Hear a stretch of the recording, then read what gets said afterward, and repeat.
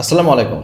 আমরা প্রত্যেককেই কোনো না কোনো রাজনৈতিক দলের মতাদর্শে বিশ্বাসী এবং সেই মতাদর্শ হয় আমাদের পারিবারিকভাবে গড়ে ওঠে অথবা আমাদের পারিপার্শ্বিক বা বন্ধু-বান্ধব বা আমার সহপাঠী যারা আছে তাদের দ্বারা প্রভাবিত হয়ে আমাদের ভেতরে গড়ে ওঠে।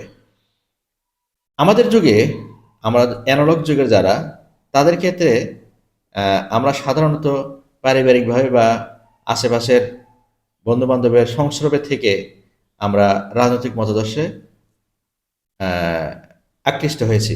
কিন্তু বর্তমান যুগে আপনার একটা সুন্দর প্ল্যাটফর্ম আছে, সোশ্যাল প্ল্যাটফর্ম। এই প্ল্যাটফর্ম থেকে আপনি খুব সহজে নিজেকে কোন দলের আদর্শিক কর্মী বা কোন দলের প্রতি নিজেকে নিবিষ্ট করবেন সেটা আপনি ফাইন্ড আউট করতে পারবেন। কিভাবে আমি বলে দিচ্ছি। আপনি সোশ্যাল মিডিয়ায় যান, আপনি যে কোনো দলের একটা সমালোচনা করে একটা পোস্ট দিয়ে দেন বা একটা কথা বলে দেন, দেখবেন যদি ওই কথার পরিপ্রেক্ষিতে আপনার ওই পোস্টে আক্রমণাত্মক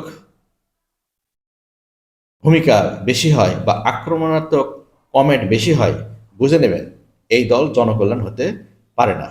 আর যদি আপনার এই কমেন্টে আক্রমণাত্মক কমেন্ট না থাকে বা কম থাকে, বরং গঠনমূলক পজিটিভ কমেন্ট যদি বেশি থাকে, তাহলে বুঝে নেবেন যে ওই দলই আপনার জন্য পারফেক্ট এবং ওই দলের আদর্শে আপনাকে আদর্শিক হওয়া উচিত। আপনি কিছুই করা লাগবে না, জাস্ট আপনি একটা রাজনৈতিক দলের প্রার্থী বা একটা রাজনৈতিক দলের প্রধান বা একটা রাজনৈতিক দলের মতাদর্শ বা একটা রাজনৈতিক দলের এজেন্ডা নিয়ে জাস্ট আপনার মতামত প্রকাশ করে একটা পোস্ট দেন। আপনি খুঁজে পাবেন যে কে আপনাকে আক্রমণ করছে আর কে আপনার এই সমালোচনার আপনার যে চিন্তা ভাবনার মূল্যায়ন করছে এবং পজিটিভলি নিচ্ছে। যারা এটাকে নেগেটিভলি নেবে এবং আপনাকে আক্রমণাত্মক ভাষায় আক্রমণ করবে, বুঝে নেবেন এই দল কখনোই দেশ এবং মানবজাতির জন্য কল্যাণকর হতে পারে না। বরং যারা আপনার কমেন্টটাকে পজিটিভলি নিবে এবং সমালোচনায় অ্যাকসেপ্ট করবে, কিন্তু আক্রমণাত্মক ভূমিকায় আপনাকে আক্রমণ করবে না, আপনি বুঝে নেবেন সেই দলই হবে আগামী বাংলাদেশের জন্য, এদেশের মানুষের জন্য কল্যাণকর এবং একমাত্র পথ।